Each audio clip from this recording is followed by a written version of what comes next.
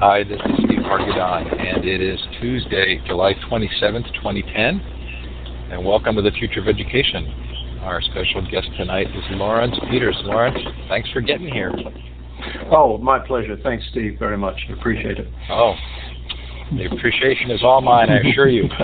Future of Education is sponsored by my employer Illuminate and the LearnCentral.org social network for educators that we run there. It is free. It does have a lot of fun features. We hope you'll come join us. Very apropos to tonight's session, we have announced our Global Education Conference in November 15th to 19th, 2010.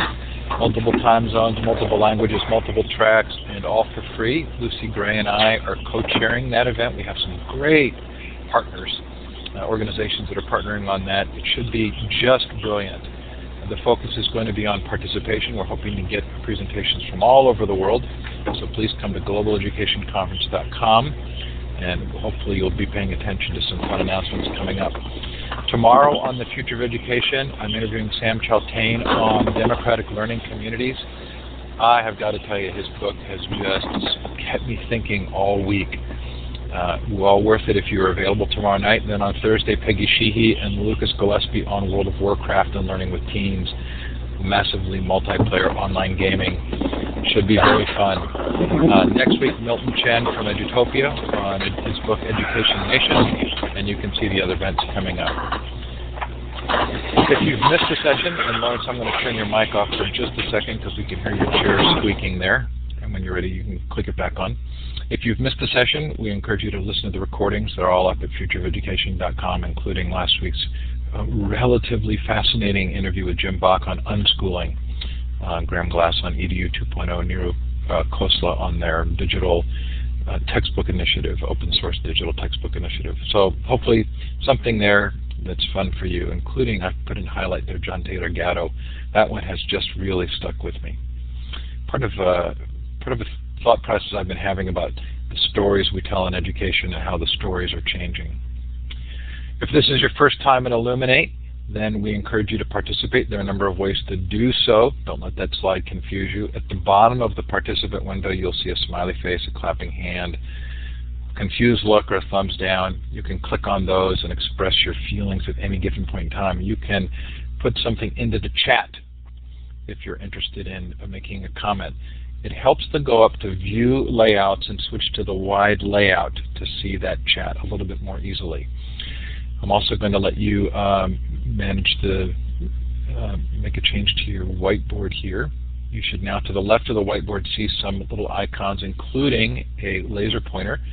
That's a wand with a star at the end. Click on that and then click on the map and let us know where you're listening from. Hopefully we have some global participation tonight, given the topic. Dave, thanks for projecting the session.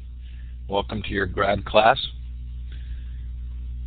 We'll consider, you can put a big star there to indicate lots of people. Look at that, Australia, Brazil. Looks like Peru. Is my geography correct there? Below Peru. Yeah, Lima, Peru. And do feel free to shout out in the chat so you don't embarrass me if I'm not sure of what country that is. Looks like India, Mexico, New Zealand, South Australia, Montana, Chicago. What a lot of fun. Good, a good diverse group. So Carrie, you click on the wand with the red star at the end, and then you click on the map, and it will put you on the map. And some people have been creative there, putting smiley faces, big stars. Looks like Hawaii.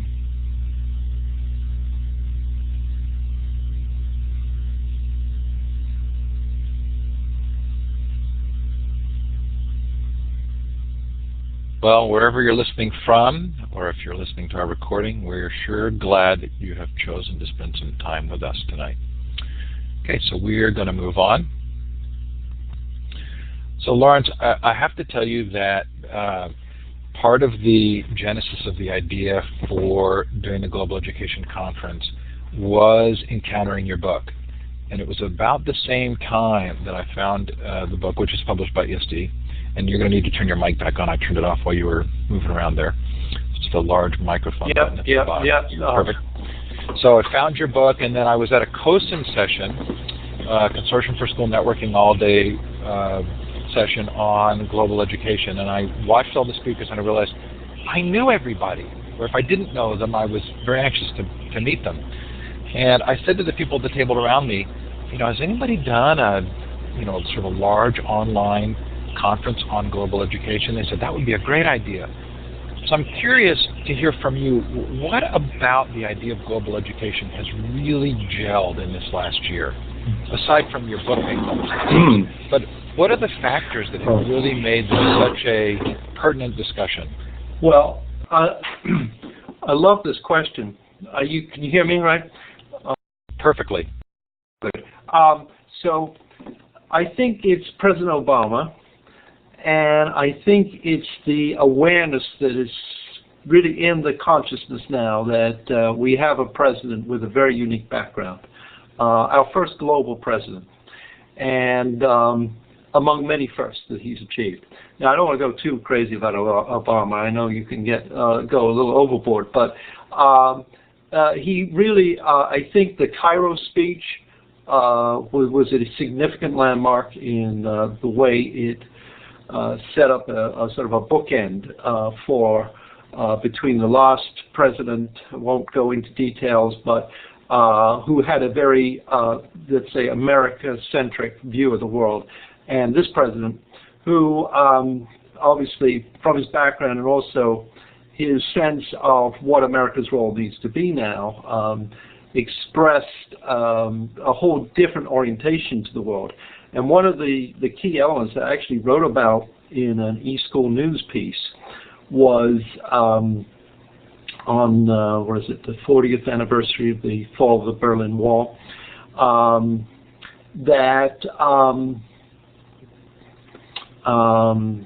lost my train for a second. Oh yeah, that he talked about connecting students in the Muslim world with students in the U.S. And he gave a precise example of how cultural understanding would be really furthered if you had a student in Cairo and a student in Kansas connecting. Now, he seemed to approach this question as something to encourage these kinds of connections, whereas in fact, we know, well, we've had iEarn. I don't know how many of the people who are listening this evening have heard of iEarn. We have ePals. We have a number of these other groups that have been going for close on 20 years and have really expanded the opportunities that schools have now to become global. So, I mean, in summary answer to your question, it's really, I think, the combination of particularly our new president and the maturation of the technologies that now exist. So those are the things I would point to. So I have a lot of agreement with you, and in particular, I'm interested in the role that Skype has played, because I feel like for many of us personally, Skype has sort of leapfrogged our ability to think about communicating. Oh yeah, I mean, Skype I think is so flexible and so useful for schools, and it's free, so you can connect anywhere and from any device. And so it's really expanded the world of telecommunications considerably. Although, there are other, sort of rival technologies that I think are also good. You've got Yahoo, which has got a great little system. If people haven't used it before, I'd suggest trying it. Yahoo Messenger. And I think Google's got something very similar, and a number of other players. And Illuminate as well. I mean, enable a very, very nice exchange to occur free of charge. So that's been a wonderful, and I think, an answer to your first question as well, these technologies have become far more robust, and they're kind of hitting their stride now. And as they become more robust, they become better known and better used, and people accept that they can become part of a classroom environment. So I got an email this week from someone who wanted to know what time your session was tonight in Central Time. And it kind of gave me pause. I sat and thought, I've become so familiar with time zones, I have a hard time even imagining not being able to sort of intuitively figure that out, at least within your own country. But even more, I find that I'm beginning to be able to sort of know, not think through, but kind of know, okay, what time is it in Australia, or what time it is in Europe? And it feels like that's very new, and intriguingly kind of exciting to think that we actually are thinking about what time it is in other places of the world very proactively. Oh yeah. So this sort of underlines my point, which is that you need to get into this world. It may be new, it may be somewhat challenging to figure out how it fits into a sort of standard curriculum and a standard kind of way of doing business as a teacher. But these kinds of questions are, come up now once you get started and make a connection with a classroom halfway around the world. The time zone issue becomes very important. And students then start asking questions that seem to come from a different part of their brain. What time is it in Australia? Is a student question, and it's more than just asking what the time is, if you know what I mean. There's another side to that question, which is, I care what time it is in Australia. Australia has a meaning to me outside of just the name Australia, if you see what I mean. Absolutely. So when I was involved in the startup of Learn Central for Illuminate, I can remember really fighting for an easy ability to see what time it is for any of your connections. I wanted the user, the educator, to be able to look at one of their contacts and have it show what time it is in that contact's local time zone. And more I feel like we're in a place where we're actually, connecting 24/7 with colleagues and trading information.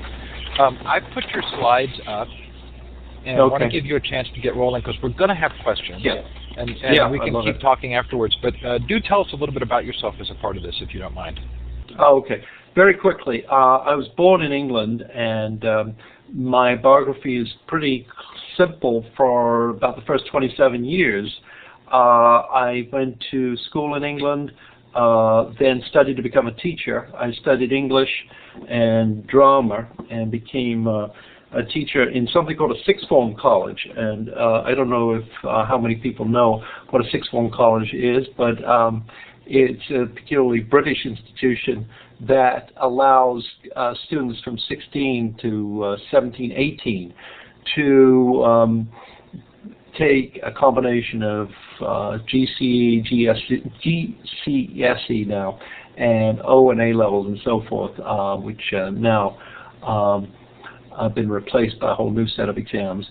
But essentially to get away from the traditional school where you have to wear a uniform and you have to obey certain kinds of rules and so forth. It's a more flexible system, more like a junior college. Anyway, I left the UK to study in the University of Michigan, took my doctorate there, spent 2 years in Ann Arbor studying there, and got very interested in a little-known case called the Ann Arbor Black English case, which got me interested in the role of law and education, and perhaps we can go through that.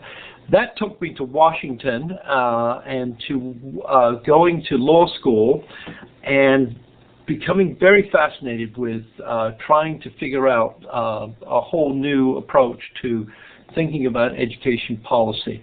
And through a combination of some internships on the Hill and elsewhere, I got myself a wonderful job as a counsel to a subcommittee, a U.S. House subcommittee that had a special interest in education. It was called the Select Education Subcommittee. We also, in our subcommittee, had the good fortune to have federally funded educational research, and as well as educational technology as one of our sort of remits. as some people say in England, less used over here, the word remit. That was so much fun. I spent 6 years on the Hill, and it was just the time, 1989 to 93, when educational technology was coming into its own. I think everybody recalls Sesame Street as being the great sort of landmark for education technology, and know that the U.S. Department of Education was very much associated, involved, sponsoring Sesame Street. It was a wonderful use of federal dollars to expand the notion of education. And but when I got to the Hill, Sesame Street had kind of had its glory days, and people were viewing education technology perhaps as something that was very much associated with television and not necessarily connected to the emerging technology of the time, which is obviously was the PC, and later the web-connected PC. There was a little move afoot by a number of people to try to interest the U.S. Department of Education into raising the level and importance of educational technology in the bureaucracy, and rather than thinking that we'd done it all with Sesame Street.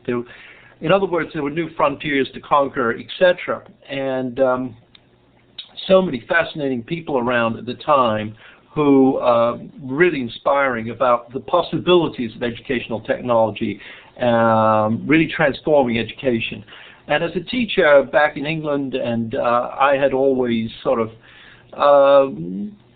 been a little more on the radical side, so to speak, in terms of being a little impatient with traditional ways of doing business, of teacher-centered pedagogy, and a number of ways in which I saw the possibility for technology to take that factory system apart and begin to restructure it around student-centered learning. So a number of great thinkers were around who helped raise the consciousness, develop some interesting legislation that became pretty central to the way that education then changed from the 90s on. And so we got, for example, an advisor, secretarial advisor to education, to the Secretary of Education, I say, and Linda Roberts was the first one to hold that position and did a great job there.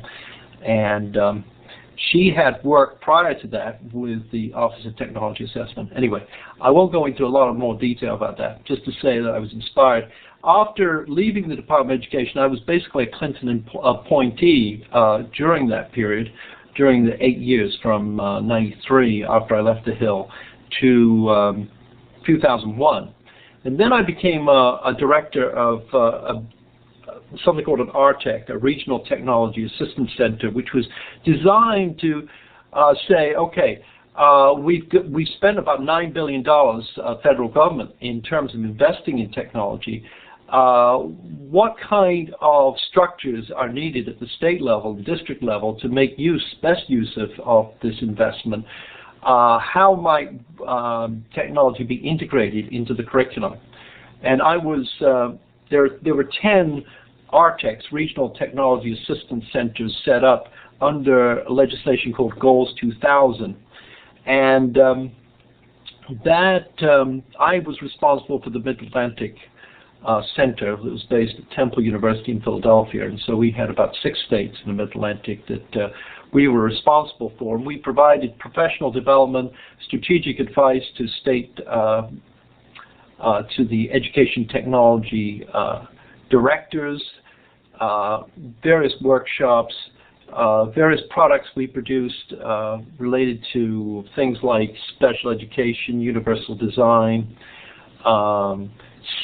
safety, use of safe use of the internet, all kinds of ways in which we were infusing and integrating research-based approaches to the best use of technology. And so that was a 5-year program, and then at the end of that, I joined a group called the nonprofit called the National Education Foundation, which is responsible for closing the digital divide. I had written a book with the CEO, the chairman of that group, Dr. Kutan, which was called From Digital Divide to Digital Opportunity. And we both saw a need for a global perspective on the digital divide. This was around the 1990s, where the U.S. was kind of struggling about how it was going to close that divide, which was very real and very visible in some inner cities at circa 1998, 2000. So, and then I'd also contributed to a conference called Scaling Up Success, about how you scale up technology innovation. But that's briefly, I hope very briefly, the background. Now I'll go on to taking the slides and trying to get into why, how I got into the book itself, you know, which you started off with, Steve, the global education using technology to bring the world to your classroom. So let's go with the first slide. Do I move it? Yeah, I think I can move it from here, right? Okay, no, come.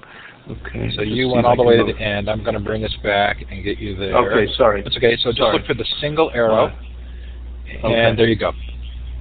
Okay, so top 5 reasons to become a global educator. This is sort of Letterman style. I don't think, you know, everybody on this conference call, I will call it a conference call, podcast, probably is aware of why, but I think it's worth re-summarizing some of the key points. 20 years, I think the world has changed dramatically. A lot of people are in bubbles about that. I think people haven't realized or recognized the swiftness of the transformation. I think it's as critical a period in our history as any period that I can remember, or that, you know, history, arguably a very critical period. In that, I mean, we can go into detail about that. And because of the changes, we can no longer afford to prepare people along 20th century lines. And most of the issues that I think students are going to confront in the 21st century are going to be global. They're going to require new kinds of skills and awarenesses if we're going to solve them successfully. And I think the other issue is that students are bombarded with this new world. It's cable news, it's internet, it's transformations that occur in one country that connect us with another country. We can think about Iran and the kind of interest that people had and still have in the kind of protests that were going on there, how quickly we're connected to the people inside those crowds through things like Twitter, things like Facebook. We're connected as individuals to these world problems, but when people enter the school, when students enter the school, they can feel very impatient with a classroom that has not really changed very much, that still wants to teach the world as if there is one particular view, it's a governmental view, and citizens are kind of incidental. Individuals are kind of incidental to that view. So those are some of the key points that I think got me interested. Shall we move to the next slide? Yep, and you can do it. Just look for the single arrow to the right. Single arrow to the right. Okay, I get it. No, I still do it. It's still my kid tonight. Okay, well, let me get you back. Single arrow to the right doesn't work for me. I don't know. But you just tell me and I'll move it for you. Could you move to the next slide? Thank you, Steve. All right. Top 4 reasons to use e-learning tools. So I think they are the best at countering the single viewpoint that I think is endemic to any institution. Any institution likes to express itself through a single viewpoint. I'll argue that, but it's kind of interesting. Your students need to experience themselves other cultural perspectives.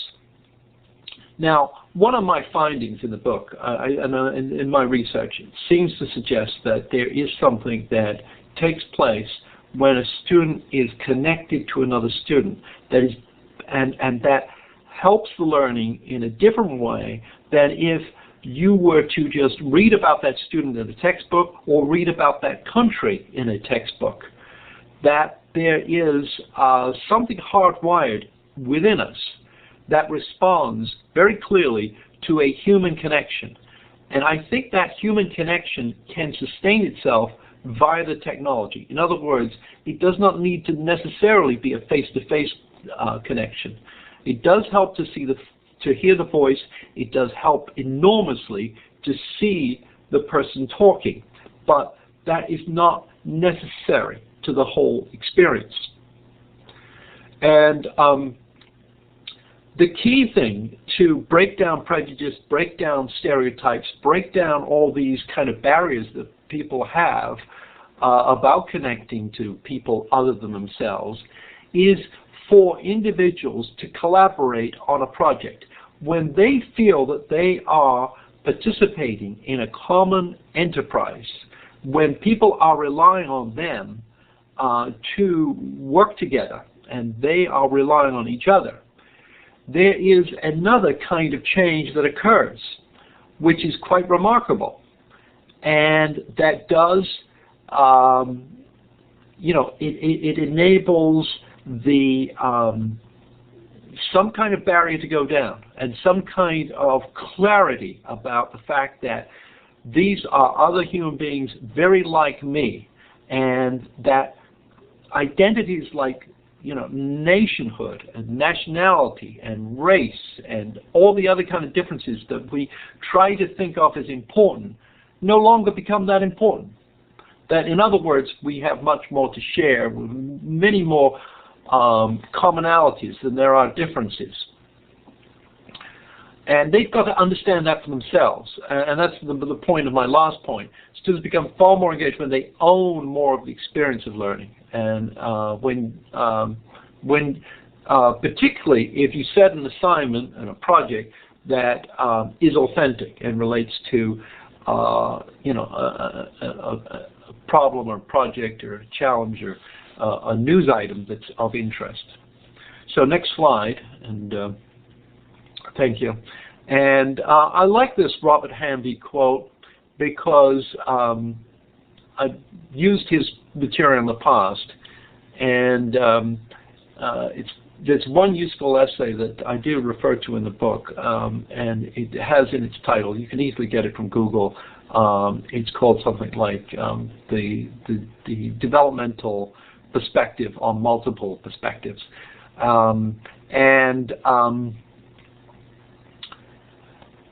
It's not that. I mean, if you read it that way, the recognition that our view of the world is not universally shared, that this view of the world has been, and continues to be shaped by influences that often escape conscious detection, and that others have views of the world that are profoundly different from one's own.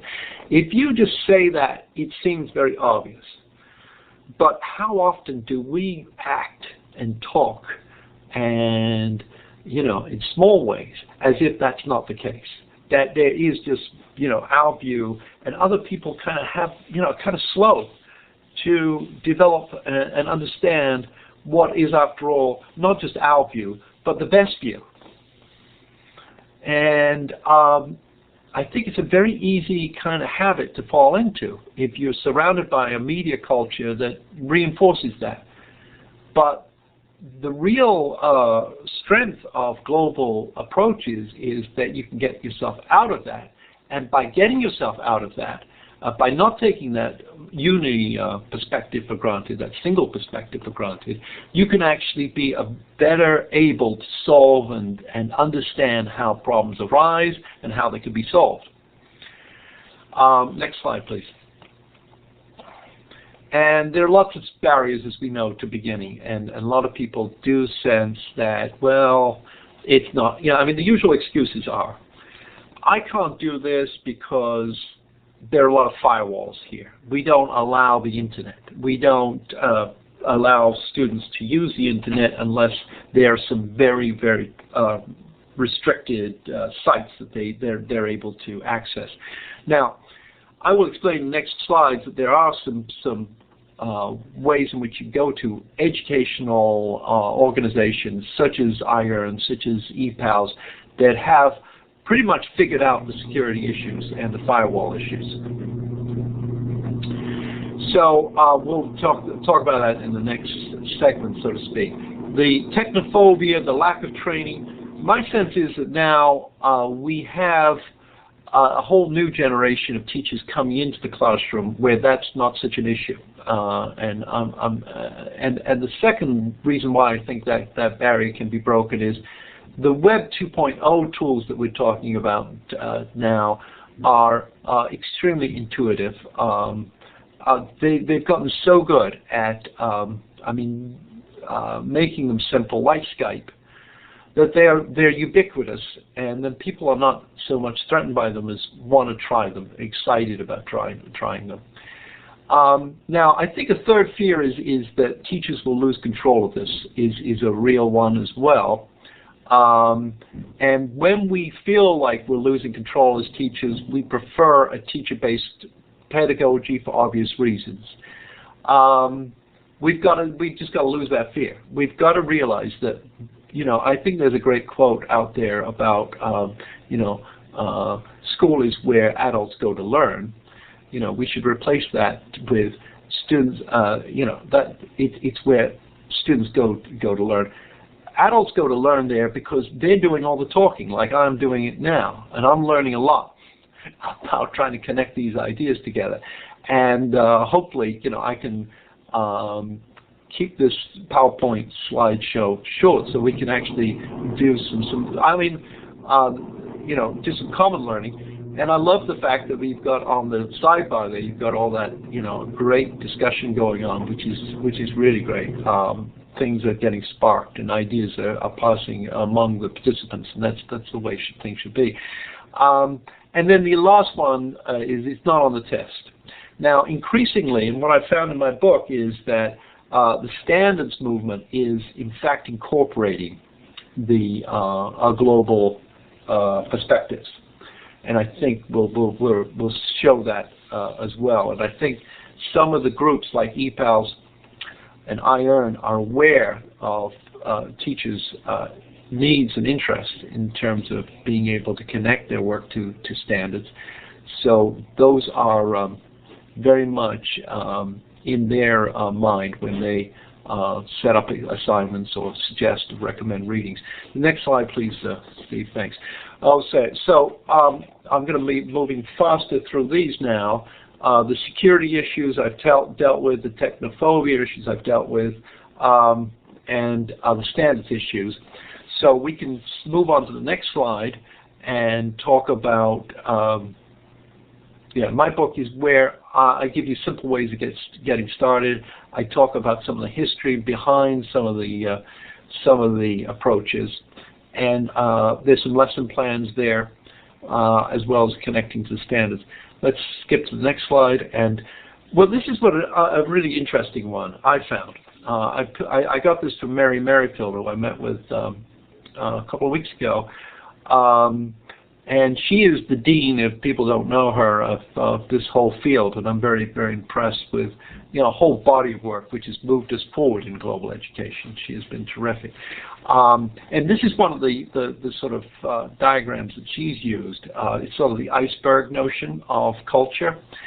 And if people are not familiar with it, I think it's a very good way of connecting to the concepts, the underlying concepts that we're talking about here.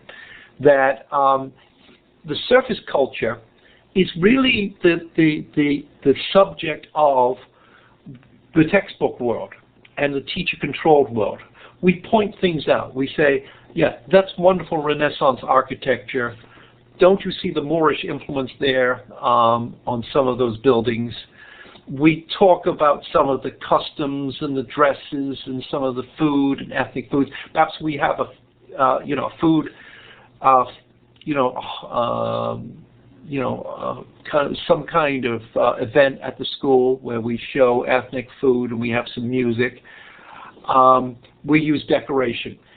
That's fine, and that's great, and we need surface. You always need surface, but you always have to remember that surface is surface, and there's an interesting world underneath, perhaps a more complicated and deeper kind of world underneath the surface. And very few of us get into the deeper area. And what is that deeper area? What is that internal culture that we should be thinking about? Well, it's the whole area of beliefs and values. Very hard to get at using traditional methods. The way people interpret events around the world, the way people have interpreted Middle East events of recent years, the way people look at the North-South issues, are all very, very complicated and not easily summarized, and they're open to interpretation. Sometimes you can generalize among different cultures. Sometimes, each country's got a very singular attitude and approach. But my argument would be that we need to experience those things for ourselves if we're really going to understand that internal culture. We really need to have students connect with people, with their counterparts, and they need to engage in these issues if they're going to get to that deeper level. So I would like us to come back to that when we get into this discussion, how we might kind of think about that. Next slide, please, Steve. And the suggested ways to start to explore the world, I don't know, and we'll find out in a little while how far people are along, but it seems from some of the sidebar discussion that people are quite far along with certain projects. But I favor starting simply with around an existing curriculum interest. A pen pal could be a very basic way of connecting one student to the other. And a lot of time should be spent, or a significant amount of time, should be spent, maybe 2 or 3 weeks in a semester of 16 weeks or so. 3 of those weeks, I would suggest, would be on work that tries to get the students to connect with each other on very basic terms. What sports do you like? What films have you seen? What kind of food do you like? Very basic, neutral, but interesting questions that try to get at the commonalities, as we talked about, between kids. Surprising a number of them, even for, as we know, with kids who are from very different backgrounds, very different parts of the world. And so there's about 3 ways that I think, there may be many more, large ways of thinking about global connections. One, through your own connections with other teachers, and I know it sounds like teachers know each other, educators know each other here. Focusing, you may have a focus on one country, and that's fine, and there are ways to connect that way. I'll talk about that. And connecting with through a project that you have. Maybe it's a fundraising project. Maybe it's a project related to global warming. Maybe it's a project that involves some community action of some kind. Next slide, please.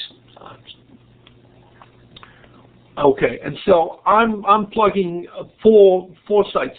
There are multiples, and I list many, many more in my book, but you should get to know these at a very minimum. Not to say that they're the best, but I think they are really have been there at the beginning, many of them.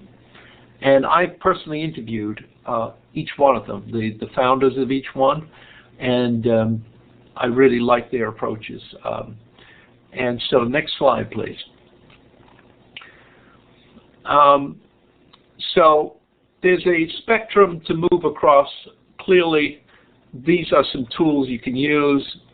We've got, blogs, we've got email. I like to, in my book, a lot of people say, well, I don't have all the technology. And maybe you're from part of the world. I know that Steve just went through some of the parts of the world that are represented here in this conference.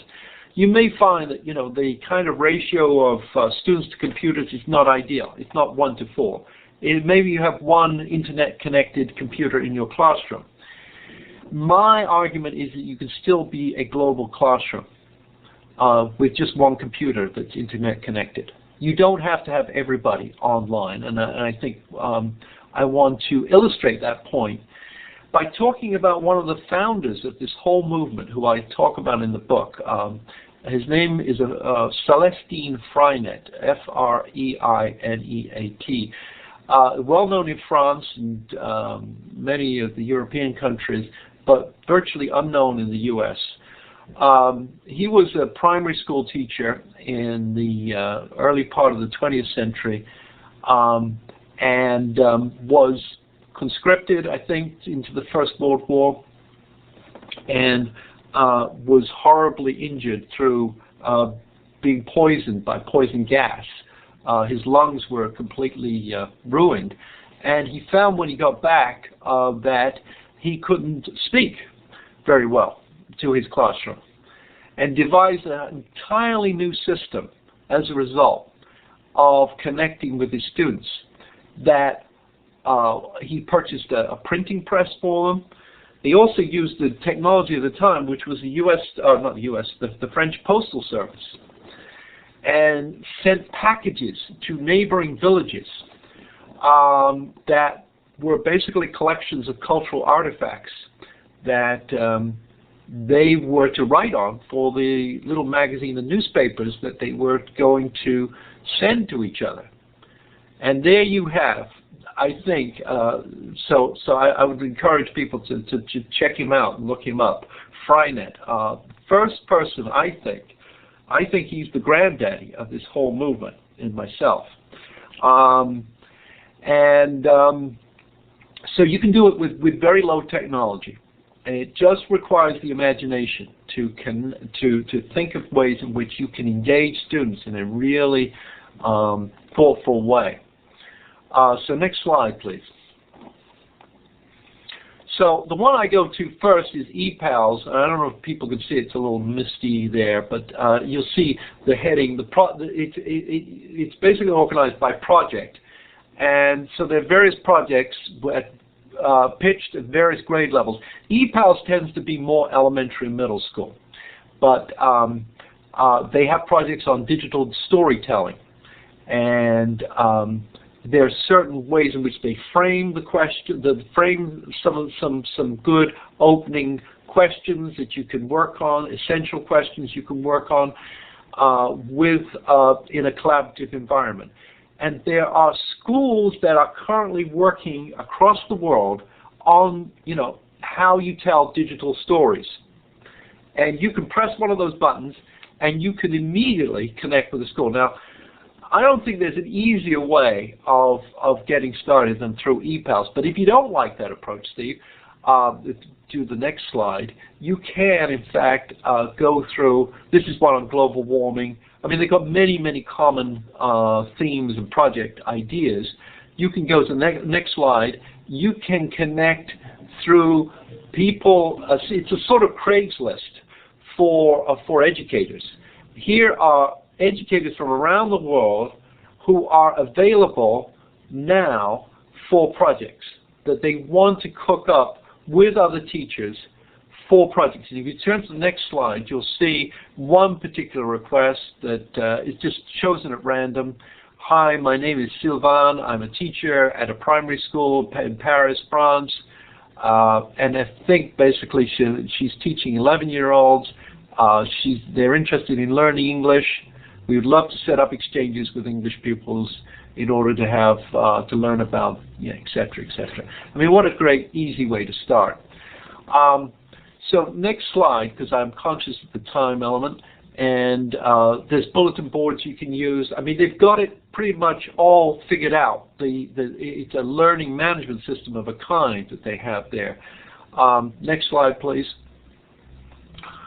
and you can correspond. You can use that forum to connect securely with another teacher, asking them questions so you're sure about where you're going with your project and so forth. Next slide, please.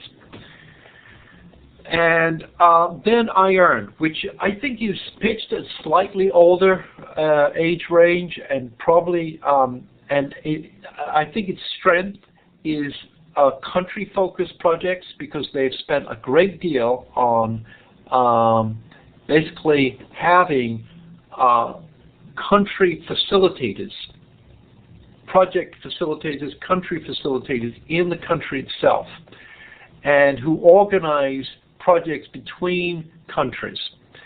They have the forums, they have the projects, just like ePals, but one of the ways into iEarn is to say, well, I'm interested in Pakistan. I happen to interview somebody who is the iEarn coordinator for Pakistan. She would be glad to work with you to figure out how, best to facilitate an exchange with those students in Pakistan, for example. Depending on the project, the size and the scope, etc. Next slide, please. And we have again, similar sort of design to ePals, the different projects. I think there are about 300 of these different projects. And what's good about them is they have their own websites. You can see the material that's been produced in the past. You can get a sense of what's expected. You can get a sense of the kind of challenge that might be there for your students, and so on. The next slide, please. 200 project choices. Okay, and then you can search them alphabetically pretty easily. Next slide, please. And here you've got a more detailed than ePals, more geared to high schools. So the descriptions, the facility, you see the facilitator on the right side in the country, and the student age level, and the related links, just as I've been telling you there. Next slide. Global Schoolhouse is good. It has all the features of the other ones, but it also has some very interesting projects that are competitions, in the form of competitions. And this is mainly, I think, for US based, but I'm not sure. There may be some ones that are internationally based, but such as a project that's sponsored by the US State Department. They work closely with Global Schoolhouse. Next slide, please. And it's called, that's a search engine that they have. So you can search through keywords what projects you might be interested in working on and collaborating with. Next slide, please. Yeah, this is it. Doors to Diplomacy. Fabulously challenging competition sponsored by the U.S. State Department to recognize student-created global school web projects. They ask the things like, how would you solve issues around HIV in various different countries? What approaches have been the most successful, and how might they be better managed to be more effective? I mean, asking some authentic questions that require primary research, often require conversations with experts that can only be managed through Web 2.0 tools. I urge you to take a look at there. So I'm at 33 or 38 slides. If you could go to the next one, we can get 5 done. I love Global Nomads. Global Nomads was really set up after, came into its own after 9/11. They had a whole really unique approach. Just a bunch of students who had met at the International University in Paris, and decided that their education was so unique and so important to them that they decided that they wanted to set up a kind of foundation, a group that could enable students to recognize and realize the kind of great international perspectives that they had managed to gather through their time at this university. And so they set up a way in which students from around the world could use video conferencing, which was a technology just coming to its own at the time that they were meeting and planning this, and but interactive video conferencing. Video conferencing at this time, and still is, a pretty high-end type of communication device, usually reserved for governments and reserved for corporate heads. The idea of having high-quality video conferencing available to students was just an amazingly far-reaching idea. What it allowed was the students in the U.S., primarily they had students in the U.S., connect with students in places like Jordan, places like Beirut, Lebanon, places like Somalia, places in Iraq, and they would have facilitators, very experienced people, talk about issues related to Middle East peace, talking about global development, talking about HIV, talking about very, very sort of cutting-edge issues without, thinking somehow students were not able to grasp these complicated world problems. They were treating them as adults. Obviously, it's much more geared to a high school group, but I urge you to take a look at Global Nomads. Really, they did it on such a shoestring, and all these groups are working on such a shoestring budget. It's amazing how much value they've been able to add and create for people. And yet, when I go around and talk to educators, it's so many people have not heard. The vast majority have not heard about these groups. So we're on 34. Next slide, please. So the summary: start modestly, build confidence. It's very important to build confidence in the technology as well as the students' ability to connect with other students. Follow your interests, follow their interests. Perhaps take a few soundings as to where they are, what they want to learn next, and why they are so curious about certain aspects of the world. It is going to make a difference. Any of these kind of connections is going to make almost, I would say, a chemical difference to the brains in your, to any brain that is exposed to it. It really does. And the next slide, please. And oh, that's me. Okay, so we're at the end now. I really look forward to talking with this group and getting your sense of what we need to do next to move this cause forward. But thank you very much for being so patient. Okay, so I'm clapping for you. I'm using a little hand, the clapping icon. Really appreciated the first part of that. I have to tell you, I wasn't necessarily expecting it and thought it was very helpful to hear the sort of deeper rationale. Hey, one question that did come up several times that you may or may not have noticed was the feeling that this is working better in K-12 than it's actually working at the college level. And have you seen any projects where they're geared toward college level? I have not really. That's a great question, I think the ones I've come across, if my brain is now starting to trigger, are simulations. There's a great Middle East peace project at the University of Michigan where people are expected to role play at various different, and they study the different aspects of the Middle East and so on. Let me see. Very, very limited after that, after the world of simulations. My brain is drawing a blank. Sounds like somebody could take a little bit of initiative and create a wiki, and there might be some value in that. Okay, so if you'd like to ask Laurence a question, we've got about 4 minutes left. You can either put it in the chat or you can raise your hand, which you do by clicking on the hand with the green up arrow, and then we'll give you the microphone. Hopefully your microphone will work. If it doesn't, we'll encourage you to go up to Tools, Audio, and run the Audio Setup Wizard. So if you have a question for Dr. Laurence, for Dr. Peters, please feel free to raise your hand or put it in the chat.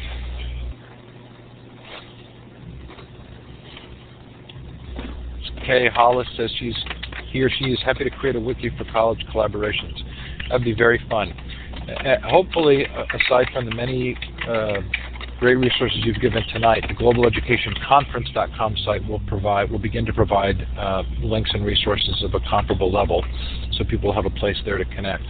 And also do want to encourage you to come to learncentral.org, where you can use Elluminate for free if you're doing classroom-to-classroom connections, and also begin to make those same kind of connections with other educators. So Michael asks, what are some introductory first-timer projects a third-grade educator could create? Well, as I said, I think you don't have to come up with anything new. You can just go to ePals and you can have the real ball there, because there's so many projects to choose from. I just can't tell you. ePals is a great place to start.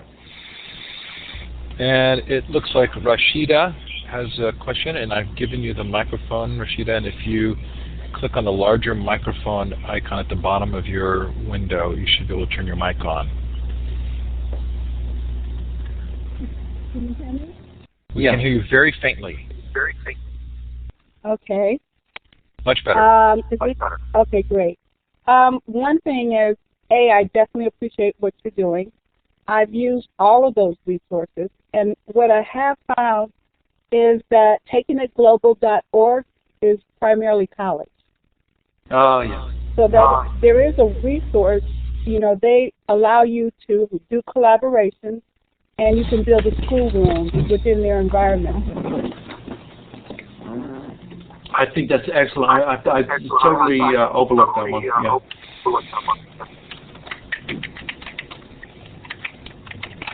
Thanks for that comment, Rashida. And if anybody wants to grab that URL and put it in the chat, that would be most appreciated. I'm going to advance the slide to the thank you slide. So thanks to Illuminate and Learn Central for giving me a job. Thanks to you for coming tonight. Thanks to Laurence for a terrific show tonight. Thanks to C. Bloom and Associates for a book budget to help me do the Future Education interview series. And don't forget, coming up tomorrow, Democratic Learning Communities. Very much in line, I think, with some of the things you were saying, Laurence, about treating students as adults. I think we're definitely going to talk about that tomorrow. Another good sessions. Okay, I think we have time for one final question if anybody has one. Feel free to raise your hand or put it in the chat. Nikki's asking if there's Second Life projects for higher ed, and I'll bet there are. I bet there are too. No, it's worth checking out. Okay, and Marcelo, go ahead, Laurence. No, I'd love to keep this group together because it sounds like a good group. Yeah, go ahead. Yeah, can you hear me? Yes. Yeah. Okay, my question is about the curriculum. I'd like to know how can we align the global education to the curriculum? For example, do you think we could teach math together between two different cultures, two different countries, and talk about, for example, math? Oh, yeah. I've seen many great projects where you can, think about math from a cross-cultural perspective and look at things like, how, different cultures may use various different measures. You can start with the basic thing of metric versus, imperial measures. You could start with, how the Greeks and the Egyptians thought about measurement and time, and Babylonians, and how those different traditions wound their way up into different cultures. So, but I think that there's a lot of creativity that we could have. It's only up to you. It's up to the imaginations of math teachers. I think the key thing is that to get out of the box of thinking that problems and issues somehow can be isolated and seen in a vacuum. That you can integrate things like, how about global warming? How do you measure? How do different countries who have different interests and needs start to find common measures of how they're going to reduce global warming? That's a mathematical issue as much as anything else. Obviously, it involves politics, but the idea is you have to start somewhere. Start with an authentic issue, and then try to figure out what the math is involved in that, and what are the other kind of global issues.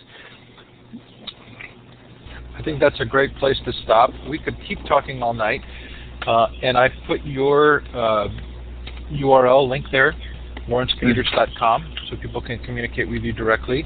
We've put a number of links in the chat. I'll give you a little bit of time before we leave tonight, folks, if you want to go up to File, Save, and you can save the chat conversation to get the links. Do consider coming to globaleducationconference.com. Hopefully, Laurence and many others who are doing good work in this area will be presenting and letting you know about additional resources. And if you do something interesting or exciting, we hope that you'll present. Feel free to email me at steve@hargadon.com. Lots of opportunities to showcase really good practices. So I'm clapping again. Laurence, thanks so much for being here tonight. Oh, my pleasure. Thank you very much. If I can do this again for you, or there are ways in which Illuminate can be helpful, I hope you'll call on me. Thanks everybody for coming. Carrie, go up to File, Save, and save the chat conversation. What a terrific evening. So we'll give you a few minutes to finish up chatting, and then we will clear the room so that the recording can process. And again, many thanks to Laurence. Thanks to you for coming tonight, and have a great week. Thank you, Steve. Really appreciate it.